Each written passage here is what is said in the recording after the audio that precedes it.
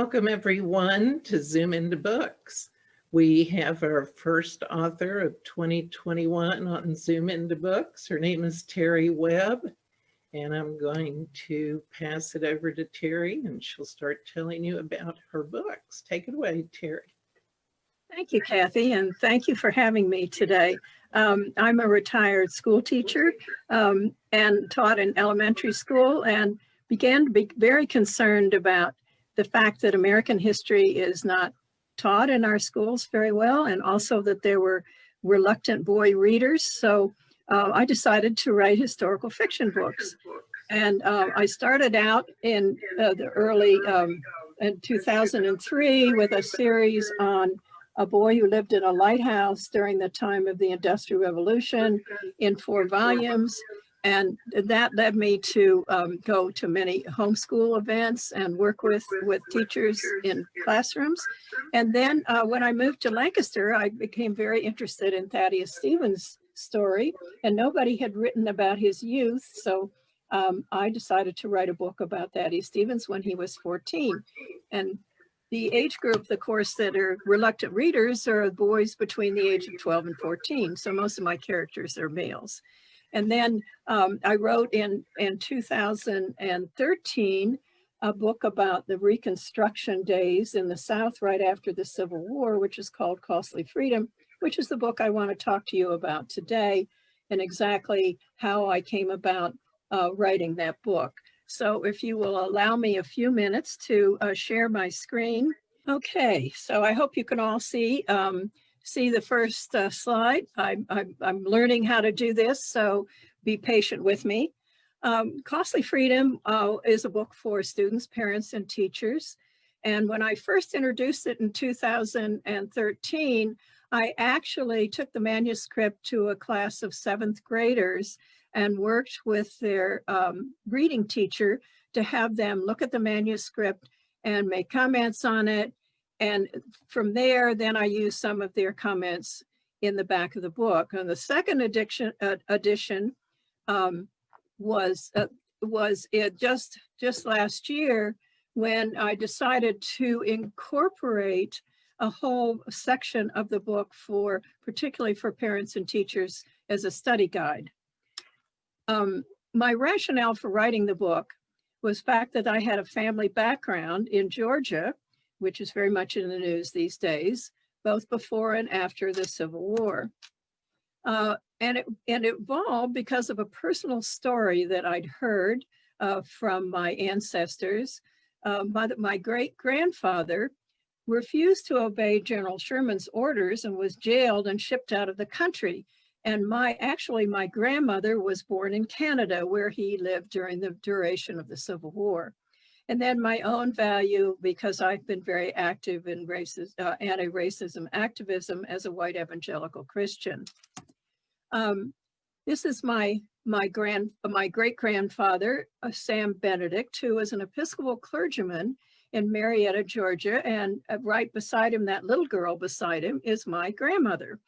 And he had a number of children, and his church, this is a recent picture of the church, became a hospital for wounded soldiers, both Confederate and the northern soldiers as well. And he was also a chaplain during the Civil War.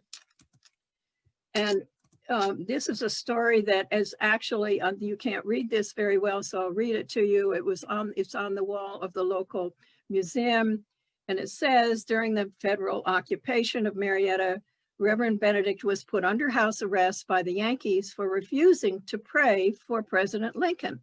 He was moved to the Marietta Hotel for a short time before he was sent to Canada.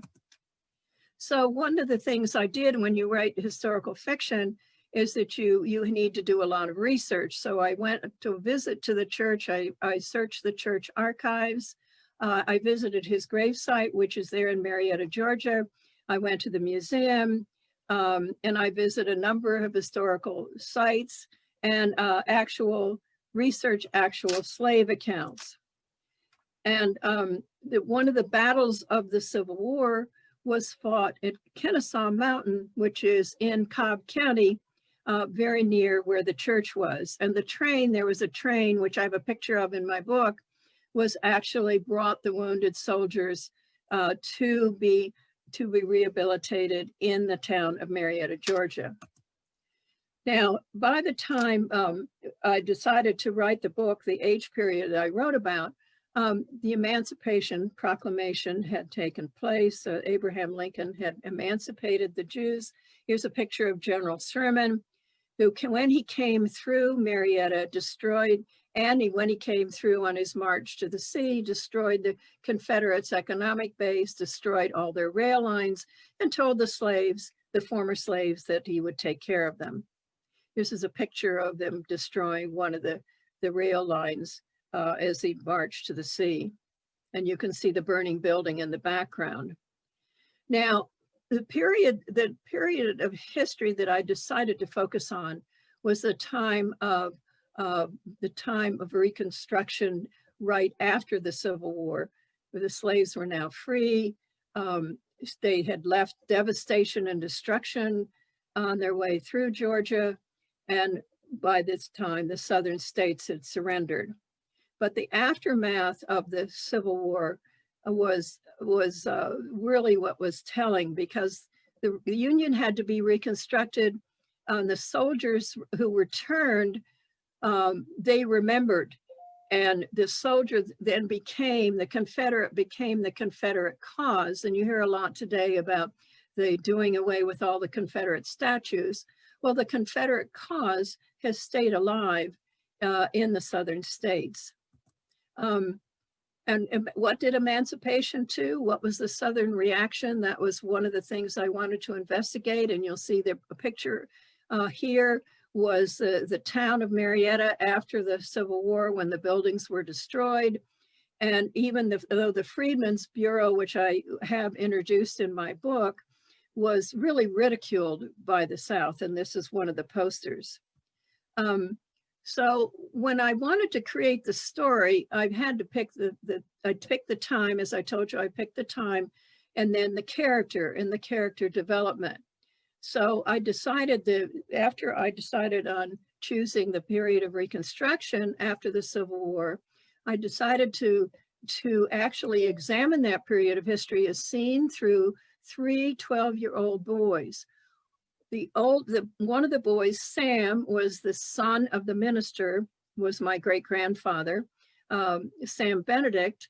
Will, who was a Southern boy, whose both his brother and his father had fought in the Civil War, and who was very bitter and angry, and Albert, who was a newly freed slave. And when I wrote the story, and I'll read you, after we go through this, I'll read you some sections of the book. I wrote each chapter from the perspective of one of these characters. The Reconstruction period, which lasted from 1865 to that should be 1877. The whole way of life had destroyed, economic devastation, wounded soldiers who were turned, and they were turned because they had lost limbs, they had been brain damaged by a medicine that was given at the time. It was a dreadful decade, and it was an age of hatred and resentment and political turmoil. So one of the things what happens in teaching history and social studies is we look at the good and we look at the battle itself. We really don't look at the bad and the ugly aspects of the results of that war. So in terms of the good, we know that slavery was abolished, freedmen's bureaus were established, the 13th and 14th Amendments were enacted, a civil rights bill, education began for former slaves, and the northern churches really took on the cause of feeding the hungry in the South.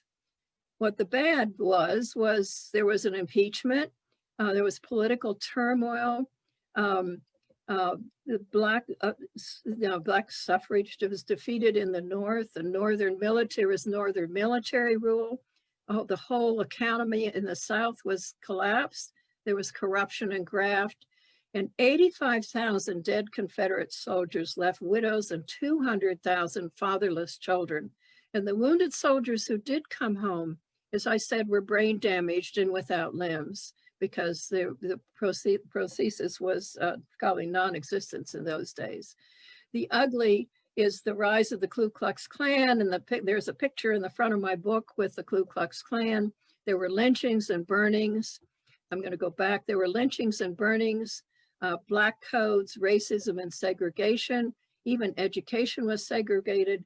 And the Southerners were angry, and they really didn't get over their grief. Here's a picture of one of the schools that the carpetbaggers actually started in the South. And I have in the section of the book what I call a teacher and parent resources. Included in that, what I call the afterword, is a chronological history of slavery and racism in the United States. So if you're interested at all in teaching about how to be less racist, this is a good book to study. There's study suggestions for parents and teachers that they can do in the classroom activities. I have 3 speeches: Abraham Lincoln, Frederick Douglass, and Barack Obama's speech on racism. Then I have a section on the Ku Klux Klan and how they arose. And then what I really hope will happen when students read this book is to form what I call Sam's clubs, and to take a Sam Benedict pledge. And this is a little picture of the character in the book, Sam. This is the pledge. I pledge to treat other kids, especially those different than me, as I want them to treat me. And the children can sign this pledge, and then they can actually learn how to identify words and actions that harm others from their own personal experiences, from historical fiction. And one of the words that I really struggled with using in the book was the word Negro, because it has become a bad word. And yet that is what was used at that particular period of history. In other words, to learn how to practice tolerance, to learn to understand different cultures, to have civil debates on issues, and to study First Amendment rights. So this is what I hope will be a wonderful resource for teachers. And at this, I want to take a few minutes to read from the book. Again, the book is Costly Freedom. You can see on the front cover, this is Sam Benedict at the doorway, the minister with his son. And then the little boy is Albert, who is coming to go to school with the Ku Klux Klan on the side. So when I wrote the book, as I said, I wrote each chapter from the perspective of each different character. And so I'll read you a section from each of the characters. And this is the first chapter, called Sam Returns. Scenes of blackened fields, broken wagon wheels, and discarded cannons and rifles flashed through the train windows. The rumbling of the train wheels sounded like the thunder of the far-off cannons Sam heard 3 years earlier. A shudder went through his body. He thought he smelled gunpowder. Sam pulled down the shade so as not to see, not to remember. Then he squeezed the latches on each side of the window. The window dropped suddenly. Bam! Sam slid out of his seat and dropped to the floor, covering his ears. Was that gunfire? Sam was so tired and scared, but he held it all inside, trying to act like an older brother was supposed to act. He hadn't been able to get much sleep in the 4 days and nights he and his family had been traveling from Canada back to their home in Georgia. They had left under General Sherman's orders when Sam was only 8 years old. Now he was almost 12 years old. And that's the introduction of Sam as he comes back on the train with his family to Marietta, when his father then picks up again the reins of his pastorship at the local church. What actually happened in the family was that he couldn't stay, he couldn't support his family, and he ended up moving to another parish in Savannah, Georgia, because the parish couldn't afford to keep him. This is the chapter about Will, and here you have a picture of the actual train that is now on exhibit in Marietta, and then you have a picture of a Confederate soldier. The first Sunday after the Benedicts returned to Marietta, Will saw Sam sitting on the pew across the aisle from him during the church service. Will wasn't so sure he wanted to renew their friendship. So much had happened since the Great War. Sam and his family were still Northerners, and Northerners were never to be trusted, his father had told him. They're all damn Yankees, especially that President Lincoln and his butcher, General Grant. Now, the new President Johnson, he's a friend of the South. Will's thoughts wandered back to the days when he and Sam had waved goodbye to his brother Henry, dressed in his new gray coat with blue trim. With knapsacks on their backs, canteens jangling from their belts, and guns at the ready, Henry and the other boys going off to war turned and saluted Sam and Will, had waved their Confederate flags and cheered as the eager young soldiers boarded the train car pulled by the general's engine. He remembered the scene as if it were yesterday. So that's the scene that he remembers, and eventually they visit the grave, and that was one of the key parts of the book when he began to get over some of his anger. And then there's Albert, and Albert is the former slave. The three boys had been friends just before the Civil War. They used to play together, and they had favorite games they used to play, which I introduce in the book. And then, and this is a section about how Albert looks at his own freedom. What's it like, Sam asked Albert, being emancipated? What you mean? I mean, what you said about being free, Sam said. Albert grinned, stood up, and thumped his chest. See, I's me. I's a person. Can't nobody own me. Can't nobody boss me except my mommy and pappy. Can be who I wants to be when I's growed up. What do you want to be? Sam asked. Don't want to be no field hand like my pappy and all those other colored folks. Albert waved his hand from one side of the cabin to the other, taking in all the darkies they could see camped around the big house. Wants to be somebody with learning. Maybe learning others like you learned me. But you can't go to school, Sam asked. Albert's face lit up and he sat back on the stoop. Gone to school secret like, he whispered. Some of us, he looked around, the freedmen, Day's teaching us. And that kind of introduces the rest of the story about how the freedmen come in to actually help get a school started and what happens as a result of that. So that's what I wanted to share. So I will stop sharing my screen. If I can figure out stop sharing. Hi, Terry, you've already stopped sharing. Okay. So that's fine. We do have a few questions for you.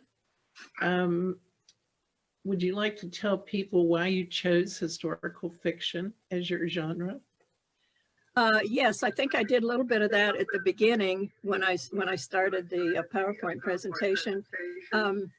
Actually, I did teach school. I was particularly interested in the curriculum, social studies curriculum, and how when they actually study the Civil War, they don't really look at the Reconstruction period or spend much time on the Reconstruction period, and that was kind of a sad time in our history. So. And oftentimes when children study history, they tend to glorify the wars and the things that happen rather than look at the ugly side and some of the bad side. And that's part of our history too. So I wanted to really try to make history come alive. And the way you make history can be very boring. And I remember studying history and drawing maps and things like that. And history can be very boring. So I wanted to make history come alive through characters that that actually the boys and girls, and actually mostly boys, but there is a girl character in this particular story. And I wanted to get them excited about reading about it and getting involved in the characters. And when I first introduced the book in a classroom, I found that they reacted to Will, who was the bitter one, the angry one, who used all the bad words, was the one that they really disliked. And I wanted them to say, this isn't right, the way he's talking and the way what he's doing. And then he got into a scene with getting into some drugs with some other boys. And he actually witnessed one of the buildings set on fire. And he, finally reveals the secret. So I think when we write historical fiction for children, we need to make that period of history really be real for them. And that's why I write historical fiction. I'm looking for another time in history when I can actually do something. I'm thinking about, I just learned about George Washington, and George Washington had these people these followers who actually, women followers who actually did the laundry for all the soldiers who never changed their clothes. So I figure if I could if I could start with a washerwoman for George Washington and what it was like to wash all that dirty laundry, it might be an interesting story. Anyway, that's why I write historical fiction. And I was an elementary school teacher and developed curriculum as I have a master's in education, and my specialty was curriculum. So this kind of makes curriculum come alive. I think it's terrific, and I definitely think you should do the George Washington book. I think that would be a glimpse of history that we don't generally get. We forget that people in history have all the needs that we have today. And I think that would bring history alive. That's great. I believe you have teacher points and information in the back of your book, Costly Freedom. Yes, I do. And I tried to point those out in the PowerPoint. Some of them, I have a timeline of the history of the chronology of slavery and racism and what has been done about racism and all of the different legislation that has been enacted up through 2019. The chronology starts in 1619 when the Dutch ship brought 20 kidnapped Africans to Jamestown to grow tobacco. And so that's, just having that timeline there, you can look at the progress and the lack of progress that we've made in terms of dealing with racism in this country. Social attitudes. One of the parts of the appendix that I have is what are some of the social attitudes. Asking students, what are some of your opinions? What are some negative attitudes? When do you feel hurt? When do you feel angry? Have you ever been bullied? All those kinds of things can be covered with this particular book. And then what are hate crimes and what is domestic terrorism? I don't want to go into that because that gets into into history that we're experiencing right now. But and I also have a section on what can be done in terms of looking at using some illustrations, like the illustration of the Emancipation Proclamation. What do you see in that picture? What is depicted in the picture?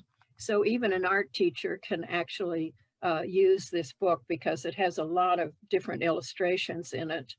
And then the Sam's Club is what I'm hoping that that teachers and parents will pick up on, is trying to encourage young people to take a look at the way they talk and how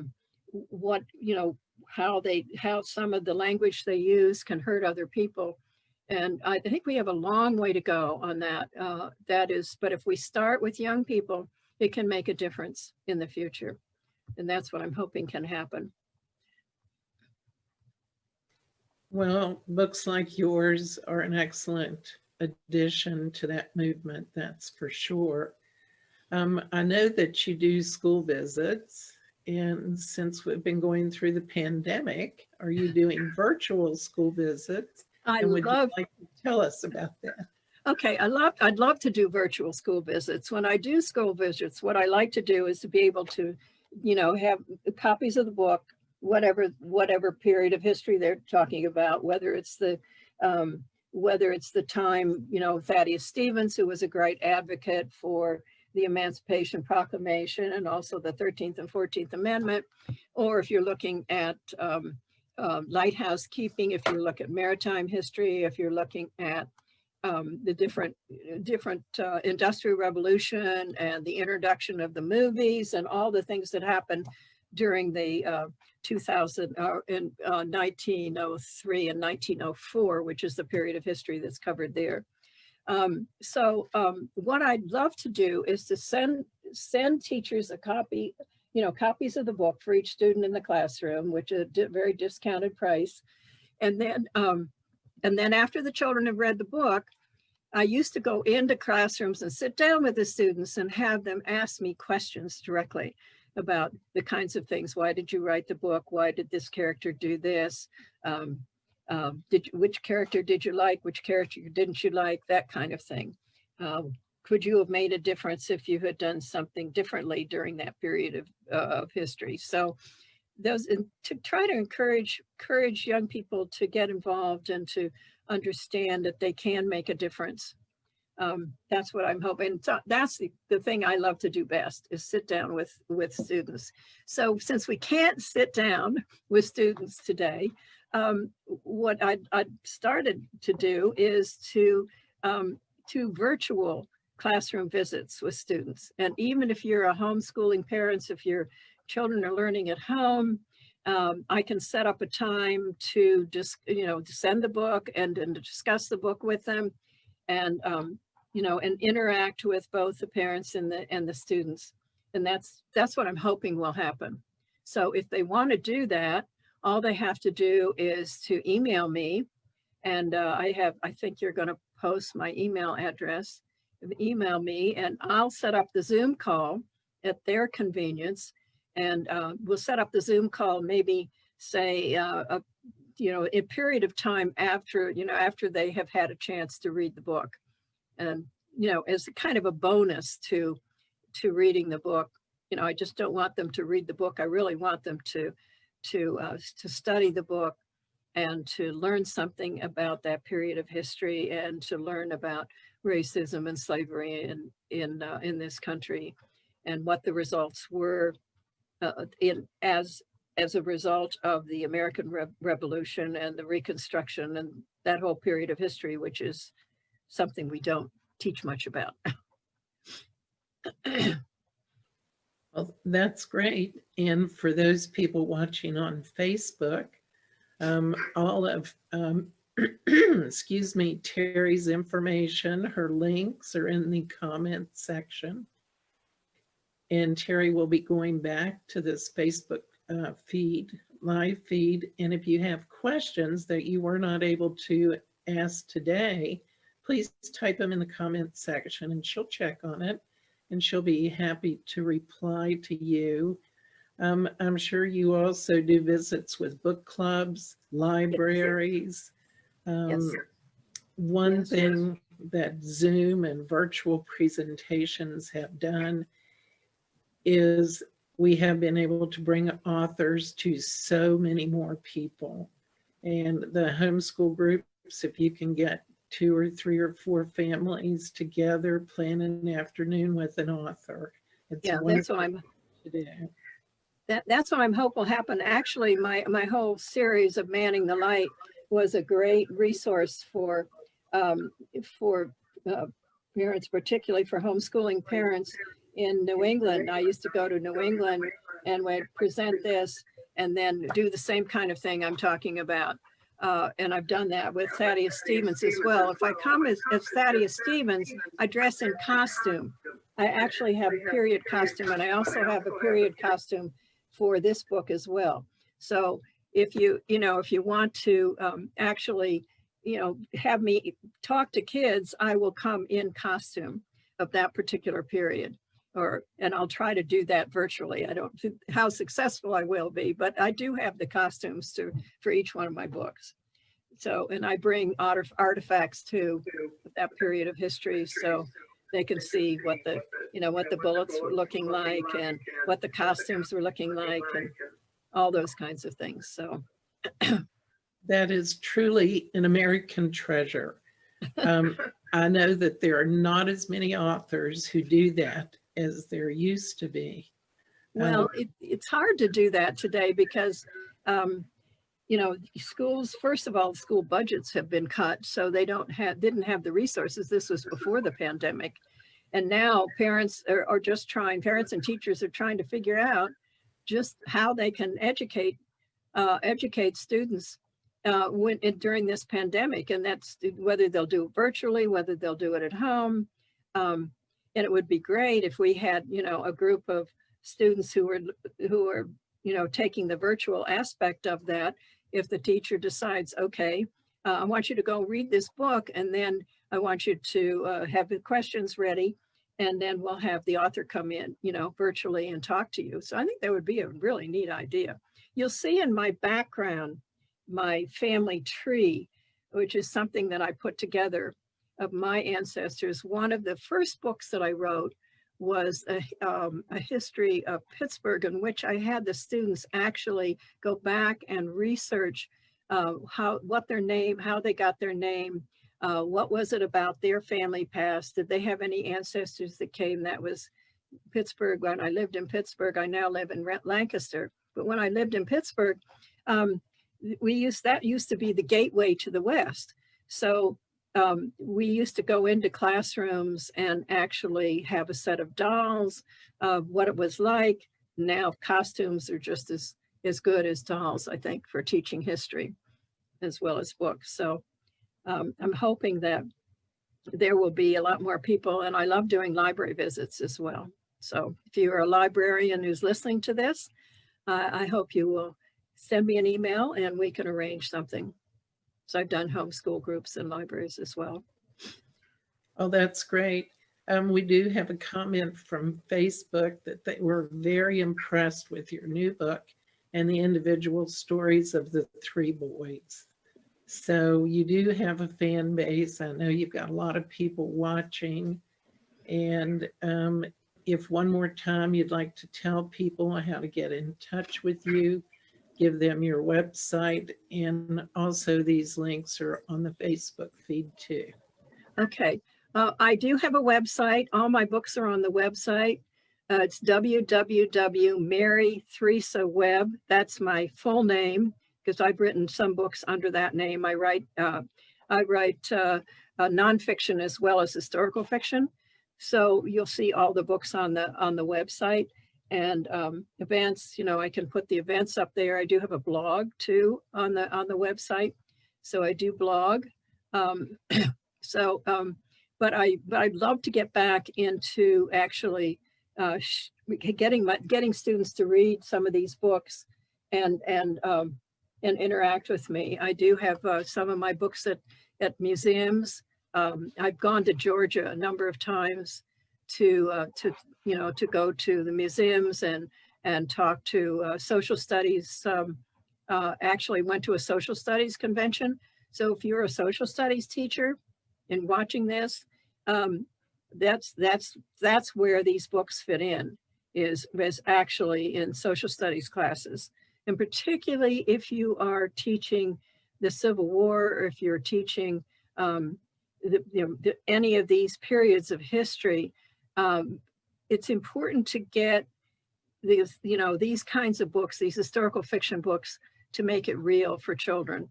My real concern is really teaching history honestly. I was a missionary in Russia for a number of years, and the Russian schools never taught Russian history. They taught a bunch of lies. And so I think we need to be realistic about our history, but I think we need to involve actually students today who are making history, that they will make a difference. So that's really my goal. in my soapbox on that. Well, that's wonderful. I know you asked also about where they can find the books. It's on, the books are on Amazon.com, so you can get them there. You can also, if you email me, I will give you a discounted price and send you autographed copies of my book. And you can I can arrange to do a virtual event as well. You can also contact the publisher, which is Eurolink Publisher. They will also be able to supply you copies of the book. And also you can get me on Facebook or Twitter. My Twitter is Trusting Terry. That's my Twitter handle. I also have 2 Facebook pages. One is Author Terry Webb, which is specifically about the book. It has a lot of the sections of the book on it. And you can go just directly to Author Terry Webb and pull up the website, and that will be about this particular book. And then I have a personal website under my name, Terry Webb. So you can get me anyway. I haven't yet learned how to use Instagram as well as I'd like to use it, but one of these days I'll figure that out. So those are the ways you can purchase the book, and if you can order it from any bookstore as well, but I'd rather have you order it directly from me when you get a special discount. Well, and my motto is there's no greater gift than an autographed book. So, Yes. there you go. Right. And to get to meet the author in person is always very special. So, and I'd love to have my picture taken with students who buy my book. I have a number of pictures with the student, with me in costume. So I'd love to do that as well. Oh, that's great. Now, today I'd have to be masked to do that. But well, Terry, thank you so very much for coming on to Zoom into Books. I hope you'll come back sometime. Thank you, everyone, for joining us on Facebook today. And this video will also be uploaded to the Zoom into Books YouTube channel in the coming weeks. So it'll be available there to watch anytime. Thank you, everyone, for joining us, and we'll see you soon. Thank you for having me.